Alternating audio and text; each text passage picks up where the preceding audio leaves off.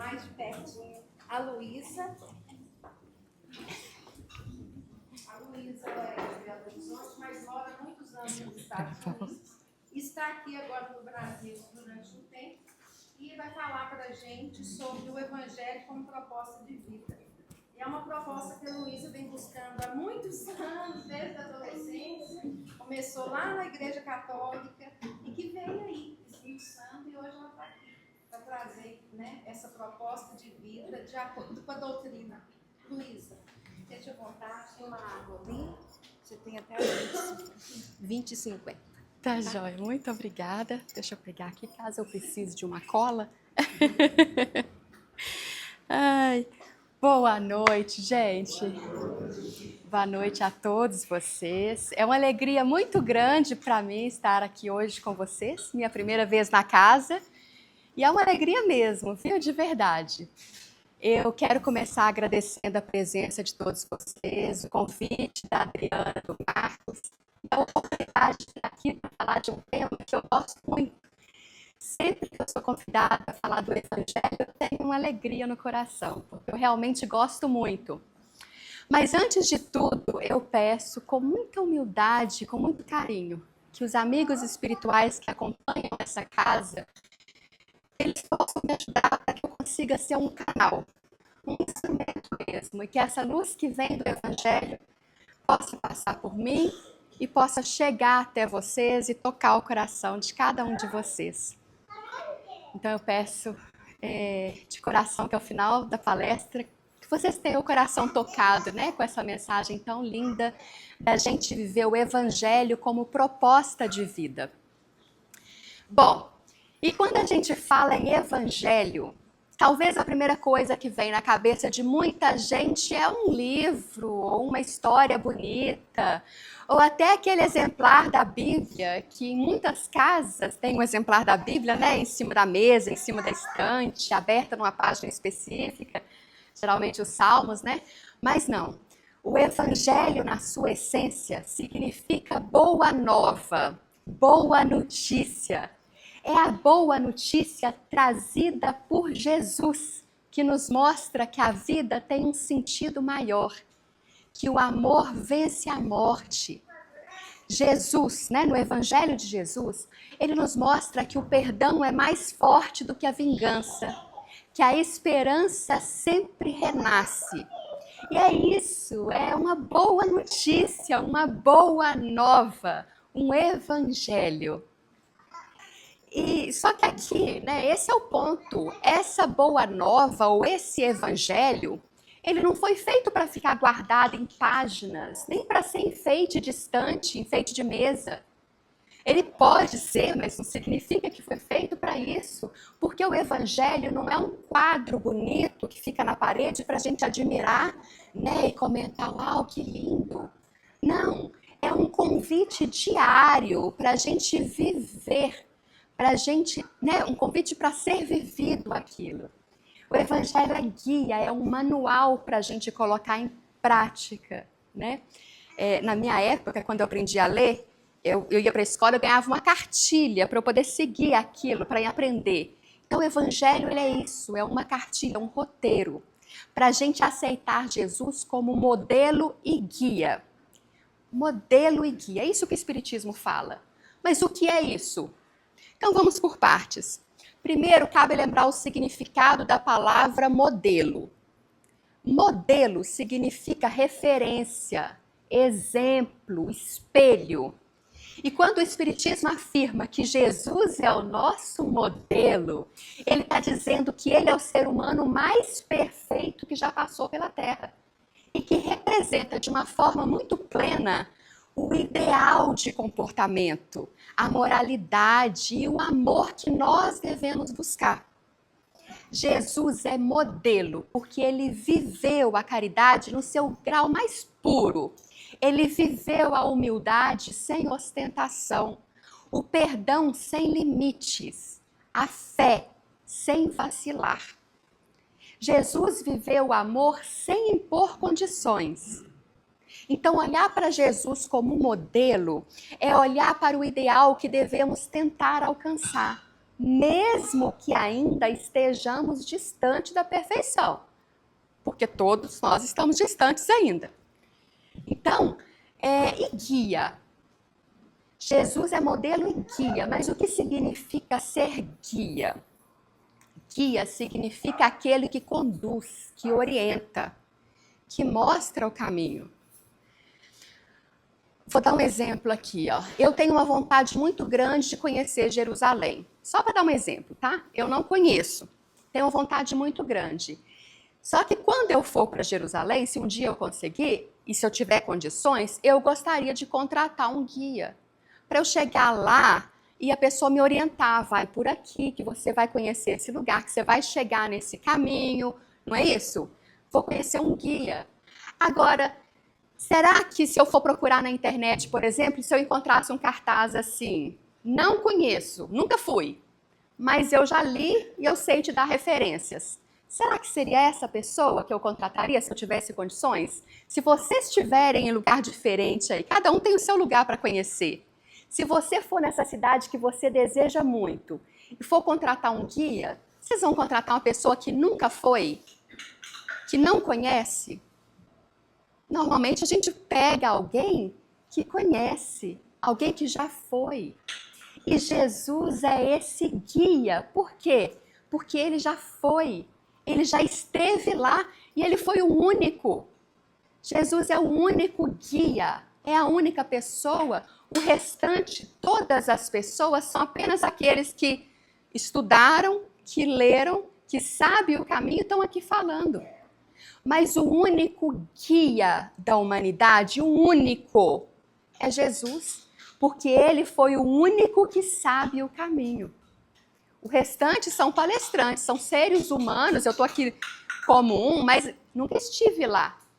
Então, e aí? Com quem que a gente tem que ouvir? Quem que a gente tem que confiar? Não é isso? Bom, então, só para dizer, né? A gente quer alguém que conhece o caminho, alguém que sabe, que já passou. E é isso que Jesus representa. Jesus é o guia, é o modelo. E ele é o guia porque ele já fez esse caminho, ele já passou por ali, ele sabe o caminho, mas tem uma curiosidade do caminho, né? Diferente do guia de Jerusalém ou do país que vocês queiram visitar, no caminho para a salvação, aqui na Terra, Jesus foi o único que trilhou esse caminho. Então, só para a gente deixar isso bem, para a gente ter a ideia de quem que é o nosso guia, com quem a gente se espelha e por que a gente fala isso, né? Então, quando nós dizemos que ele é o nosso guia, nós estamos reconhecendo que ele não apenas mostrou o caminho, que ele mostrou o exemplo, mas ele também nos deixou um roteiro para a gente chegar à verdadeira felicidade espiritual. Ele não veio apenas para ser admirado, ele veio para nos orientar através de suas palavras, de suas atitudes, de sua lei de amor. Jesus veio nos falar sobre o caminho que leva à paz, que leva à evolução, que leva ao reino de Deus. Ele é o único que realmente sabe esse caminho. E ser guia é estar à frente, conduzindo com segurança quem ainda está aprendendo o caminho, quem não sabe o caminho. Por isso o tema de hoje fala em Jesus como nosso modelo e guia e o Evangelho de Jesus como proposta de vida. Porque seguir Jesus não é só dizer eu acredito, mas é transformar esse acreditar em atitude, em escolha no dia a dia. E isso deve ser feito no trânsito, no trabalho, em casa, com a família, na hora de lidar com aquele parente difícil, com aquele amigo difícil, em todas as situações da nossa vida. O Evangelho é um chamado para a coerência, para que o que eu falo combine com o que eu faço, com o que eu penso e com o que eu sinto. Então, a nossa reflexão de hoje é essa: como transformar o Evangelho em uma bússola para a nossa vida. Bússola. Como deixar que ele saia da teoria e se torne prática, se torne verbo. Verbo que é praticado, que a gente conjuga. Porque no fim das contas o evangelho não é apenas para ser lido, mas para ser vivido. Nós devemos viver o evangelho como um verbo, uma prática diária. Porque falar do evangelho é bonito, mas viver o evangelho é transformador. Transformador. Bom, e a melhor forma de educar é através do exemplo. É a pedagogia da atitude, do exemplo. Porque se Jesus apenas falasse, se ele apenas fizesse discursos bonitos, né? Mas se a sua mensagem estivesse apenas contido no Sermão do Monte, por exemplo, que é muito lindo, muito inspirado, mas se ele fosse só falado, hoje nós não teríamos nenhum motivo para reconhecer Jesus como essa figura ímpar. E o Sermão do Monte é lindo, é maravilhoso. Então, que se fosse falado, realmente seria admirado. Mas se Jesus só falasse da boca para fora, Jesus não seria quem ele é. E nem o Sermão da Montanha teria esse reconhecimento todo que tem. Então, se Jesus tem esse título de modelo e guia, foi porque, como um bom professor, ele praticou, ele exemplificou aquilo que sugeriu como roteiro de um caminho que leva ao destino certo. Então, ele exemplificou a compaixão, a misericórdia, a caridade, ele exemplificou a humildade, ele exemplificou a paciência, a tolerância com quem pensa diferente, né, que a gente chama de alteridade. Jesus viveu o que ele nos ensina. Ele viveu os exemplos que ele nos deu. E como dizia Chico Xavier, a palavra convence, mas o exemplo arrasta. E aí eu queria aproveitar a oportunidade para fazer um convite a uma reflexão sobre o Sermão do Monte, que eu citei agora, né?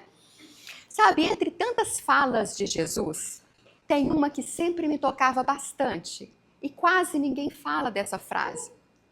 Jesus disse: as palavras que eu vos digo são espírito e vida. Está lá em João capítulo 6, versículo 63. E aí no versículo 68, né, poucos versículos depois, ele dizia: tu tens as palavras da vida eterna. Gente, essas palavras me tocam profundamente. Quando a gente vai estudar e entender, a gente percebe que isso é um chamado para que a gente não fique preso só no contexto histórico e geográfico e cultural de 2000 anos atrás, mas que a gente mergulhe no que há de eterno nessas palavras e nesses ensinamentos. E aí, então, como eu falei, no Sermão do Monte, ele aconteceu em uma montanha, na região da Galileia, lá próxima ao Mar da Galileia, ou que também é chamado de Lago de Genezaré, ou de Lago de Tiberíades. E esse sermão aconteceu há quase 2000 anos, né? Ou seja, 20 séculos atrás. Mas o que foi dito ali não ficou preso naquela época, não ficou preso no passado. Aquelas palavras não eram só para aquele povo e para aquela época. Não, aquilo que Jesus ensinou naquela época continua vivo ainda hoje, continua atual, continua sendo luz para todos nós. E Emmanuel, no prefácio do livro Vinha de Luz, Emmanuel disse algo belíssimo. Ele disse: o Evangelho é o sol da imortalidade. Olha que lindo. É o sol da imortalidade, aquilo que ilumina a vida eterna. E esse sol é o que o Espiritismo reflete para nós hoje, com toda a sabedoria que ele traz, sabe? É como se a gente pegasse aquela luz de Jesus e a direcionássemos para os tempos que estamos vivendo. Direcionar para as dores que nós vivemos, para as dúvidas que a gente tem, para as dores, né? Então, para começar essa conversa sobre o Sermão do Monte, eu queria trazer um fato recente, que é o índice de suicídio no mundo, que é o índice de pessoas em depressão, né, com crises de ansiedade, com transtorno de borderline, com vários transtornos mentais, pessoas que precisam de remédios para dormir porque já não conseguem fazer isso sozinho. Ou seja, esse mundo que mentalmente está adoecendo, que está adoecido. E eu queria falar também sobre suicídio, que é importante falar. Durante o mês de setembro, a gente fala bastante sobre isso, né? O Setembro Amarelo, que a gente faz essa campanha anti-suicídio. E eu, há pouco tempo, vivi isso de perto, porque um colega da minha filha, que morava na rua da nossa casa, um jovem, ele tinha seus 18 anos, e ele decidiu ceifar a sua vida no suicídio. Eu não sei se ele dizia aos outros que ele estava em depressão, mas eu consigo, e eu vendo, presenciando essa situação, eu consigo imaginar que havia dentro dele uma dor profunda. E é fácil a gente imaginar isso depois que alguém comete essa ação. Mas não, eu estou falando de suicídio, mas no fundo aqui o que eu quero falar é de dor. Nesse caso, foi uma dor tão intensa que fez com que esse jovem e pessoas no mundo inteiro não enxerguem mais sentido em continuar, em seguir em frente. E no caso desse amigo da minha filha, eu recebi a notícia, claro, todos que receberam a notícia sentiram a dor. Receber a notícia foi uma tristeza profunda. E a gente conseguia ver essa dor, a dor que ele estava sentindo, a dor da família recebendo a notícia. Eu vi a dor da minha filha e a culpa dela de pensar, será que se eu tivesse percebido, será que se eu tivesse encontrado todos os amigos? Dor, dor, dor por todos os lados, dor. E Jesus nos ensinou a acolher. E esse é o momento de colocar a empatia em jogo. Acolher e não julgar. Qualquer pessoa que estiver deprimido, que estiver passando por problema, que estiver baixo astral, é acolher. Lá no capítulo, em João, ele conta isso quando Jesus acolheu aquela mulher que ia ser apedrejada. Ele acolheu com todo o amor. E esse caso faz a gente pensar no mundo que nós estamos. Porque nesse mundo onde muitas pessoas se sentem sem saída, vê que a vida às vezes não tem sentido, se acha assim, às vezes até sem confiar em Deus. E Allan Kardec, com a sua lucidez, ele nos alertou. Ele disse que o problema não é ser ateu ou ser materialista. Eu mesmo acredito que vocês também devem conhecer pessoas que não acreditam em nada, que não acreditam em Deus, mas são pessoas extremamente generosas, pessoas lindas na sua essência. Então o ponto é outro. Kardec disse que o materialismo, quando ele se espalha, ele se torna uma chaga da humanidade. Chaga, doença. Mas por quê? Por que o materialismo seria uma doença? Por quê? Porque ele rouba da gente o maior valor que nós temos, que é a certeza da imortalidade. Porque quando a gente acredita que só existe aquilo que pode ser visto, tocado, comprado, tudo perde valor. E pior, a gente começa a achar que nós mesmos podemos ser trocados, substituídos. Que nossa vida vale apenas alguns trocados, ou que às vezes não vale nada. E é aí que tudo começa a desmoronar.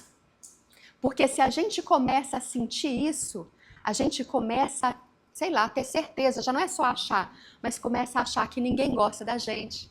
E de repente começa a ter certeza, isso vai crescendo, de que ninguém está nem aí. Começa a ter certeza de que a gente não faria diferença. E tudo começa a desmoronar. Nós vivemos em tempo em que a alma humana parece estar perdida. É uma espécie de escuridão interior que também reflete na sociedade, nas instituições e nas relações humanas. Há uma sensação de que tudo está fora do lugar. Pessoas que nasceram com grandes responsabilidades espirituais, mas que ao assumirem os seus postos, elas não conseguem cumprir nem uma pequena parte do que vieram realizar. E todos nós temos a nossa missão. Só que às vezes a gente se perde tanto que a gente não consegue realizar aquilo que a gente se propôs. E eu não estou falando de grandes coisas, não. Pode ser uma coisa pequena. Às vezes a nossa missão é aprender a ter paciência com um familiar difícil, que a gente nasceu na mesma família para isso. Aprender a conviver, aprender a amar aquele familiar. Então não precisa ser fatos heróicos, Nós estamos no meio de uma transição, gente. Isso não é poesia, isso não é papo furado, não é uma metáfora. É a realidade espiritual. E nesse momento a gente precisa de uma nova luz, de uma nova aurora. Nós precisamos voltar a dar valor ao invisível, aquilo que não pode ser medido nem comprado. aquilo que é eterno em nós, na essência. Cada ser humano é único, cada ser humano foi criado por Deus com amor infinito. E nós somos espíritos em processo de crescimento, espíritos em plena jornada. Nós estamos vivendo agora um mundo de provas e expiações. E vejam bem, isso é só um degrau na escada evolutiva. Se a gente escorregar, tem o degrau anterior. Mas nós também temos muitos degraus acima. Nós temos muitos degraus nos esperando. Então, que a gente possa olhar para o Evangelho como esse farol. Um farol que ilumina a estrada, que aquece a alma e que lembra quem nós somos. E principalmente, para onde nós estamos indo. E é aí que entra uma prática simples, mas profundamente transformadora.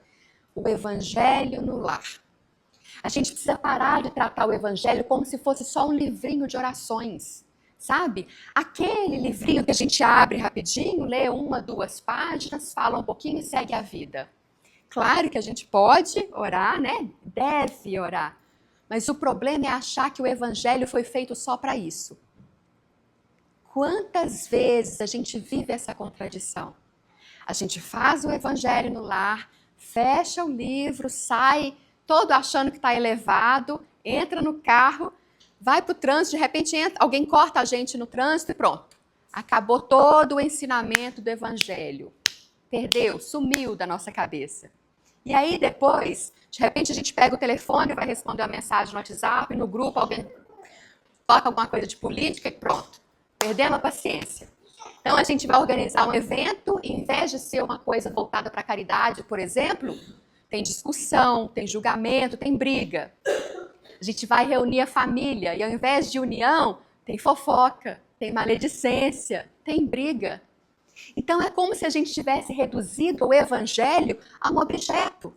É como se Jesus fosse apenas uma figura religiosa a ser admirada e não um mestre vivo, presente em cada gesto nosso.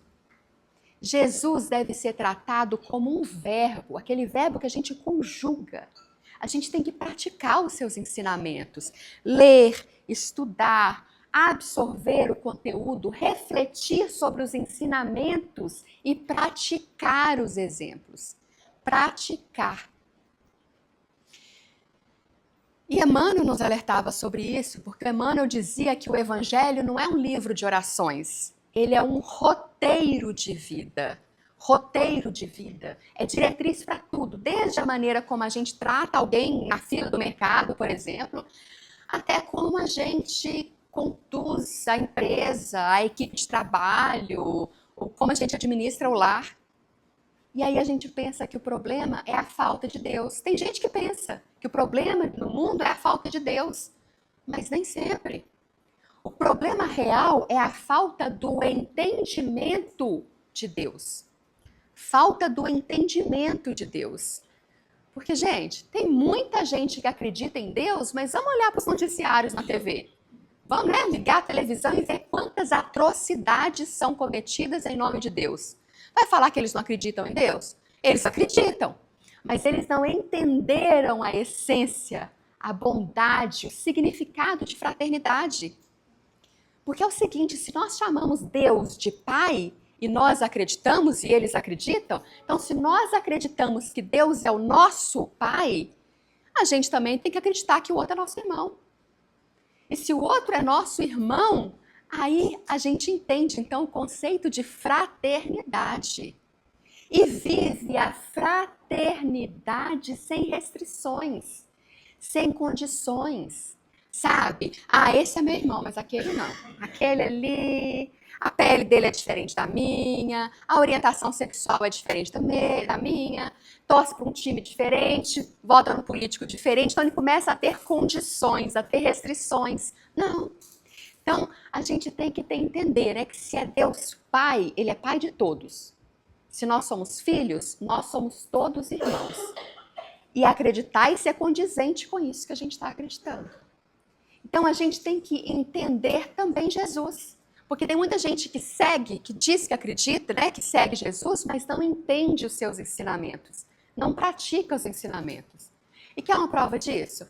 Nós podemos voltar na época das guerras. Voltemos lá, na Segunda Guerra Mundial.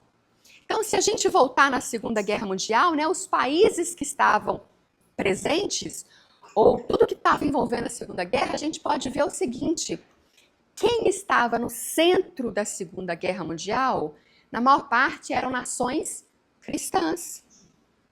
Em sua maioria, eram nações cristãs. Então, só para lembrar, a sede da Igreja Católica estava onde? Na Itália, que estava na guerra. A Reforma Protestante nasceu na Alemanha, estava na guerra. A Igreja Anglicana surgiu na Inglaterra, estava na guerra. Os maiores movimentos evangélicos do planeta surgiram e cresceram nos Estados Unidos. Mas quem que jogou a bomba atômica? Quem que participou dos massacres? Foram as mesmas nações que diziam seguir Jesus. Nações cristãs. Tá vendo? Porque ali o evangelho era só um símbolo. Era algo para ser louvado nas igrejas, mas ignorado na prática, ignorado na rua, dentro de casa. E como diz Emmanuel, louvá-los nos templos e menoscabá-los nas calçadas. Ou seja, a gente louva, a gente acredita no templo, mas chega em casa e nas ruas, a gente esquece. Então, muitas coisas aconteceram por nossa própria culpa. Porque a gente louvava da boca para fora, mas a gente não aprendeu de verdade os ensinamentos. E é nessa hora que eu lembro de tantas histórias que eu vivi ao longo da jornada, né? Porque falar do evangelho para mim é falar de vida real. Tem que ser falado de vida real, porque só da teoria a gente já tem muitos livros para mostrar. Então a gente precisa de exemplos reais. E eu peço licença aqui para falar disso. Você me lembrou da fraternidade, então eu tenho vários exemplos para falar. E eu vou citar um aqui.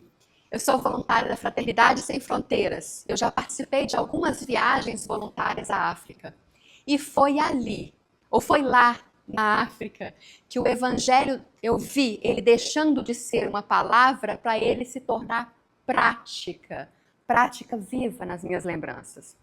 Eu fui para o Malawi algumas vezes, e lá no Malawi eu tive a oportunidade de conhecer muitos refugiados. Muitos. Pessoas que perderam tudo, mas ainda assim elas mantinham acesa a chama da esperança, sabe? Mantinham o desejo de seguir em frente. Tinham uma fé imensa em Deus. Aquelas pessoas têm uma fé imensa. E lá no Malawi, certa vez, eu estava conversando com um homem e ele estava contando a sua história, contando como ele foi parar no Malawi. E essa história me marcou muito, porque esse homem, eu conheci ele porque ele ajudava crianças a encontrar um alívio, sabe? Como se por algumas horas aquelas crianças que estavam praticando esporte, elas deixavam de sentir fome, deixar aquela angústia de uma dor, de um parente doente, da pobreza, né? Ela deixava de ouvir aquele barulho angustiante da dor e do sofrimento, pudesse apenas ser criança. E aí eu estava com um grupo de caravaneiros e esse homem contou sua história. Ele viu a sua casa ser invadida no país de origem, e homens armados entraram, violentaram a sua esposa, né? Invadiram sua casa, violentaram sua esposa e fizeram o mesmo com as suas filhas, com todas as filhas. Violentaram todas elas e depois ainda mataram, uma a uma. Tudo diante dele, ele tendo que ver tudo. E esse homem sobreviveu. Sobreviveu com o corpo em pedaços, né? A alma em pedaços, a alma esmagada. Mas ao invés desse homem ficar cheio de revolta e espalhar essa revolta, espalhar esse ódio, espalhar esse desejo de vingança, ou seja, espalhar mais dor, ele decidiu cuidar. Ele saiu do país, chegou no Malawi e no Malawi ele decidiu cuidar dos filhos dos outros. Ele decidiu ajudar a criar espaços de refúgio onde antes só havia medo. E isso é o evangelho vivo. Quando ele terminou de contar a história dele, ele estava contando, a gente estava num grupo, né? E ele olhou nos nossos olhos e falou assim: a única forma de eu não me tornar como eles foi escolhendo o amor. Olha que lindo isso. Porque quando ele disse aquilo, nossa, aquilo me desmontou, eu desmoronei. Porque é aí que o evangelho nos alcança. Ele não é para gente perfeita, não é para gente que tem história linda, que não tem sofrimento nenhum. Não. O evangelho foi feito para gente, para todas as pessoas, incluindo gente que luta todo dia para não se deixar romper, não deixar que ele vire uma casca grossa. Para pessoas que reconhecem a raiva, a tristeza, o desespero, mas que ainda assim escolhe o caminho de luz, ainda que com lágrima nos olhos. Não é fácil. Escolher o evangelho não é coisa para pessoas privilegiadas, isso é para todos, principalmente para aqueles que estão vivendo o seu terror. Cada um tem o seu, a sua dor, mas que apesar da sua dor, escolhe transformar o sofrimento em amor. Isso é evangelho vivo. E eu citei o Sermão da Montanha, e Jesus falou de mansuetude, né? Ele falava bem-aventurados os mansos. E às vezes a gente acha que ser manso é ser fraco, mas não. A mansuetude de Jesus não é fraqueza, não é inércia. É força, mas com doçura. É uma firmeza, mas com compaixão. É saber que a firmeza e a violência só desperta o pior no outro, enquanto o amor desperta o melhor que existe em nós. Olha Jesus, por exemplo. Jesus ele andava cerca de 120, 150 quilômetros a pé para sair da Galileia e ir até Jerusalém. Ele ia e voltava, e depois foi de novo. E ele atendia multidões do sol a sol. E ele era firme, ele era determinado, ele era incansado no cumprimento do seu propósito. E ele nunca foi violento. Violência não combina com Jesus. Jesus teve momentos que precisou ser firme, que precisou mostrar a sua firmeza, o que era certo e o que era errado, discordar de pessoas, inclusive pessoas poderosas, mas ele nunca foi violento. E hoje eu estou sendo convidada a falar sobre o Evangelho. Eu moro nos Estados Unidos, vim para cá. Para o Brasil eu vim de avião. Para chegar aqui eu vim de carro. Eu durmo numa cama macia, quentinha. Tenho as minhas refeições no horário. É muito fácil para mim estar aqui e falar do Evangelho. Com a minha rotina é fácil eu chegar em qualquer lugar e falar sobre mansidão, colocar um sorriso no rosto. Difícil é ser manso e ser doce diante da dor. Diante da incerteza, será que eu vou comer hoje? Será que eu vou comer amanhã? É vendo o filho doente, pessoas com dor no corpo, diante do cansaço, da exaustão. Difícil é falar com dor dentro da gente, seja dor física ou dor emocional.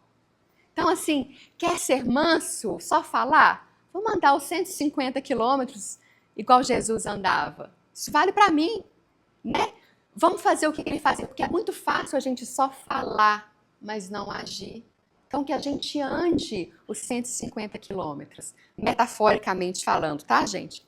Que a gente atenda pessoas igual Jesus atendeu, desde o nascer do sol até a noite, ouvindo pessoas falando de dor, pessoas reclamando, pessoas chorando, lamentando o dia todo. E ainda assim, chegar no final do dia, ter a mansuetude e doçura. Às vezes a gente escuta uma pessoa reclamar com a gente, 5 minutos a gente já fica alterada. Imagina o dia inteiro, porque a mansuetude de Jesus era presente o dia inteiro, ela não tinha horário. Não é igual hoje aqui, ó, uma palestra de 8 às 8h50. Não, a mansuetude de Jesus é a mansuetude de quem compreendeu que a força do amor é a única que deve ser cultivada.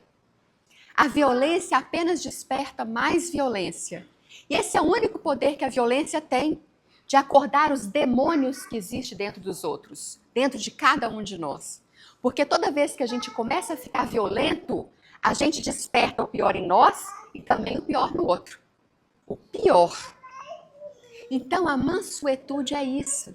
Mansuetude é saber lidar com o melhor do ser humano. O melhor, isso é mansuetude. E Jesus era manso porque ele compreendia o coração dos outros. Ele sabia e ele sabe que a gente erra, que a gente sente, que a gente ainda está em construção. mas ele também sabe que é possível mudar, que é possível fazer diferente e que a verdadeira transformação começa aqui, ó, dentro da gente. Por isso, quando a gente abre o evangelho, que seja com esse desejo de ser um pouquinho melhor hoje do que nós somos ontem.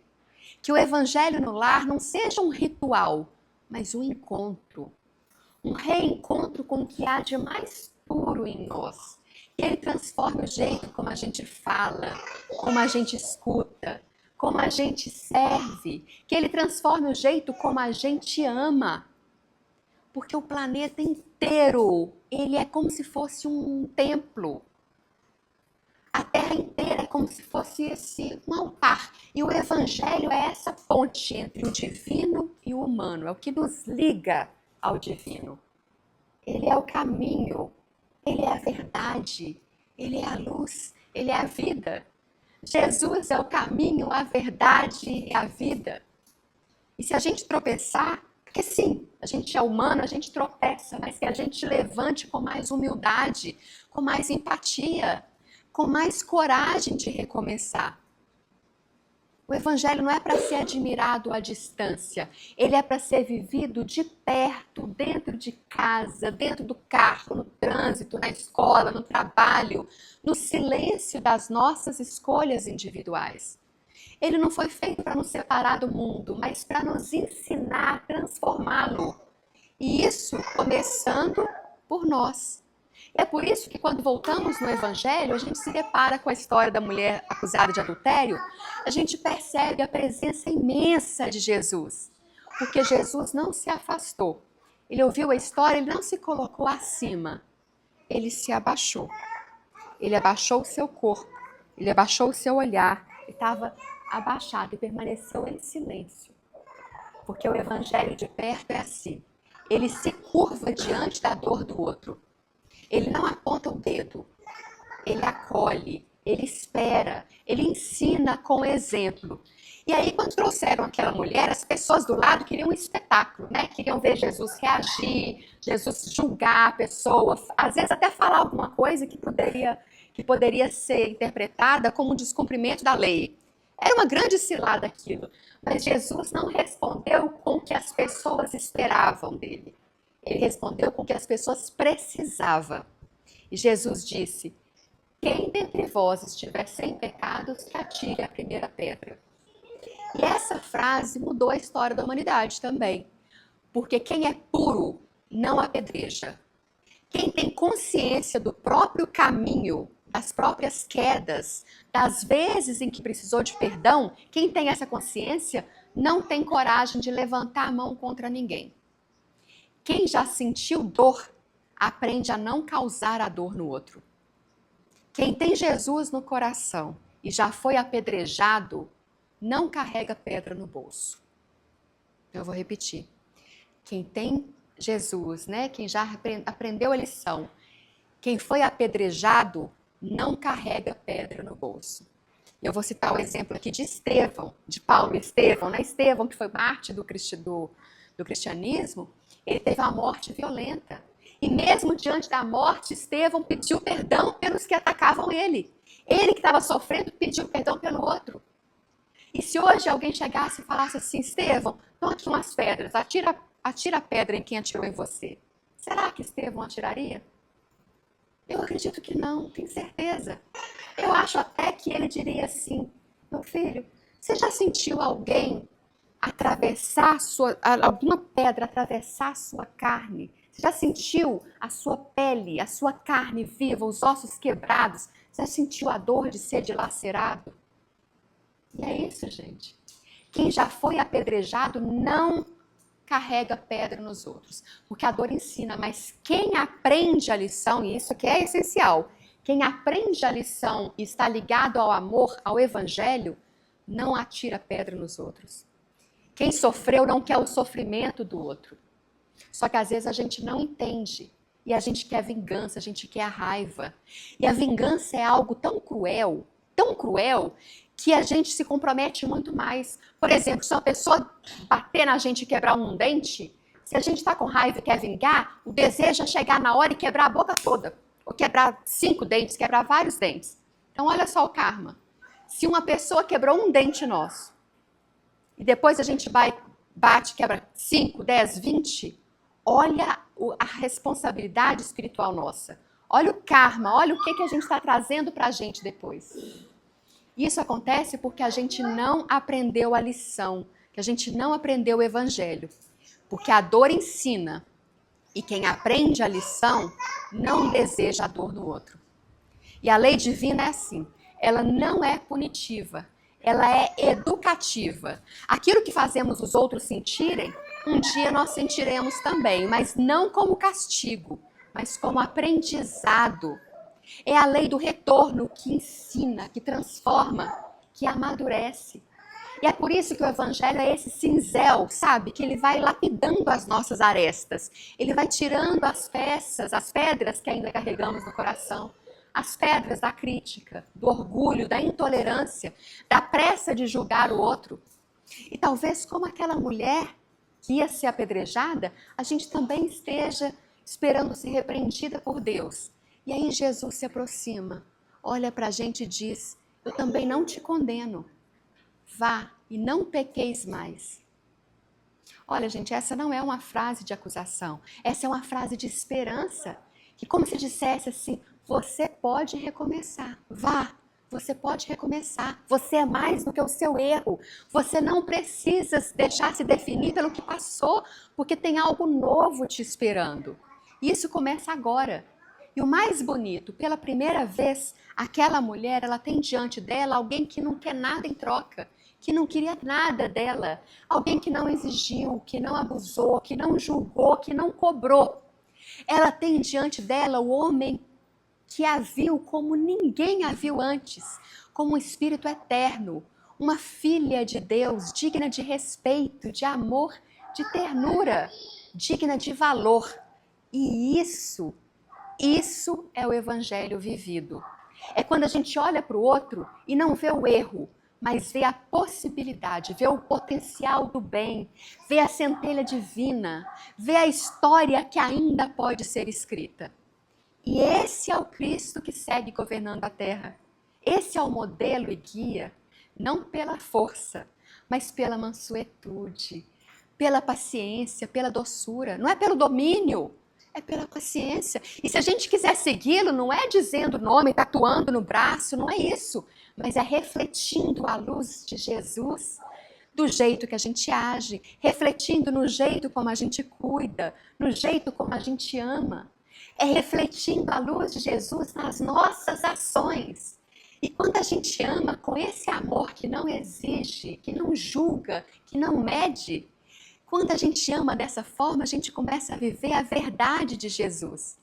Porque a verdade não é o que a gente diz, é o que a gente é. Quando a gente vai ler a história de Jesus com Pilatos, com Pôncio Pilatos, a gente vê que Pôncio Pilatos olhou para Jesus e perguntou, o que é a verdade? Eu vou até falar um pouco mais sobre essa cena, peraí. Imagina essa cena por um instante. Jesus, todo ferido, com os olhos cansados, passou a noite toda sem dormir, apanhando, né? Mas todo ferido, mas com a alma em paz. Jesus está diante do homem poderoso, está diante do representante de Roma. Pilatos está ali, tentando entender aquele prisioneiro que está ali todo calmo. Um sofrimento imenso, mas uma paz imensa que não acusou ninguém. Estava calado, aguentando tudo com uma integridade imensa. Porque Jesus dizia que ele veio ao mundo para dar testemunho da verdade. Todo aquele que é da verdade, ouve a minha voz, foi o que ele falou. E aí, quando ele disse isso, Pilatos pergunta, o que é a verdade? E aí a gente para e pensa, quem foi que nos ensinou que a verdade precisa ser explicada? Porque Jesus não explicou, ele ficou quieto. Jesus não precisava explicar, mas quem foi que nos ensinou que a verdade precisa ser explicada? Porque a verdade não precisa ser defendida, porque a verdade ela se sustenta sozinha. Claro, a gente quer falar, mas a verdade se sustenta, ela se revela na serenidade. E a verdade está ali muitas vezes em silêncio, enquanto todos falam alto demais para escutar, a verdade às vezes está ali quieta. E naquela sala, a verdade estava ali na frente de Pilatos, na forma de Jesus. A verdade estava de pé, ferida, calada. Jesus era e é a verdade viva, mas Pilatos não enxergou. E quantas vezes a gente também não enxerga? Quantas vezes nós pedimos sinais, nós pedimos respostas, nós pedimos justificativas, quando a verdade já está ali, clara, nos gestos, nas presenças, na paz que emana do que é verdadeiro. A verdade é que a vida, ela mostra quando as palavras se calam. A verdade é o que permanece quando tudo que é aparência cai. E foi assim que Jesus se apresentou a Pilatos. Ele não precisou gritar que ele era a verdade, porque tudo nele já era a verdade. A forma como ele olhava, a forma como ele permanecia de pé diante daqueles que gritavam ódio. A forma como ele olhava, como ele, sabe, ele era coerente, ele era inteiro, ele era luz. Mesmo no meio daquela escuridão, Jesus exalava a sua luz. E aí Jesus disse aquela frase que eu acho espetacular e muito profunda, que Jesus diz: nenhum poder teria sobre mim se do alto não fosse dado. Olha isso, que grandeza. Jesus estava dizendo a Pilatos assim: você acha que você tem algum poder sobre mim? Você acha que isso está acontecendo porque é o que você quer, porque é o que você está permitindo, senador romano? Isso está acontecendo porque está tendo a permissão do meu Pai, porque já foi combinado com ele. Então essa entrega minha, de Jesus, foi uma escolha, não foi derrota. Seria como se Jesus estivesse dizendo isso. E essa fala, ela se aplica a nós também. Quantas vezes a gente acha que foi vítima de uma injustiça, que alguém entrou na nossa vida e nos feriu, nos virou pelo avesso, nos fez mal, e a gente fica se perguntando por quê? Mas se a gente pudesse silenciar, a gente vai ouvir Jesus dizendo para nós assim: calma, isso também tem a permissão do Pai.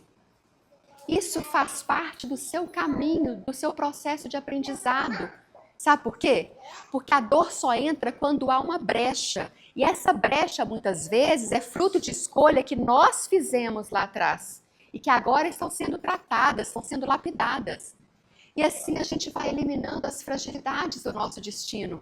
Não por medo, mas por amor. Porque às vezes, sim, é verdade, o mal entra na nossa vida, entra. Mas ele nunca entra sem propósito.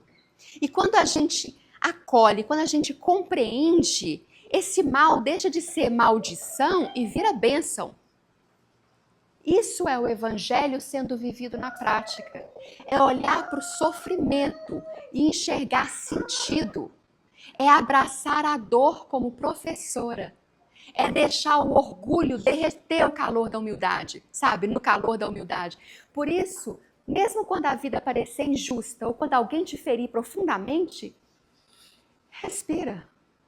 Lembra que nenhum poder chega até nós se não tiver permissão do alto. E se aconteceu, se chegou até nós, é porque de algum modo isso é o que a gente precisa para poder crescer. Jesus disse: a verdade vos libertará. Mas essa verdade não está nas palavras, está no caminho, naquele caminho estreito que a gente pode escolher passar, naquele caminho que a gente escolhe com a mansidão, com a doçura, com o evangelho. Então, para a gente encerrar esse estudo, eu quero falar um pouquinho sobre aquele amigo da minha filha, aquele que tirou a própria vida. Provavelmente ele estava enfrentando uma tristeza muito grande na própria vida. Ele estava enfrentando sua dor silenciosa, assim como tantas pessoas. Ele acreditou que não havia mais saída. Mas existem muitas pessoas que estão passando por momentos difíceis e continuam firmes, tocando a vida. Muitos desesperançosos, mergulhados em dívidas, vivendo momentos difíceis, vivendo uma dor silenciosa. E aí o evangelho vem com uma voz doce, como uma voz doce e firme diz: bem-aventurados os aflitos. Essa bem-aventurança é um abraço, é um lembrete de que nenhuma dor dura para sempre. E que aqueles que passam pela aflição hoje, mas conseguem passar por ela de cabeça erguida, aqueles que conseguem entender que a dor tem um propósito, esse será bem-aventurado. Aqui, para todos nós, há um tempo determinado.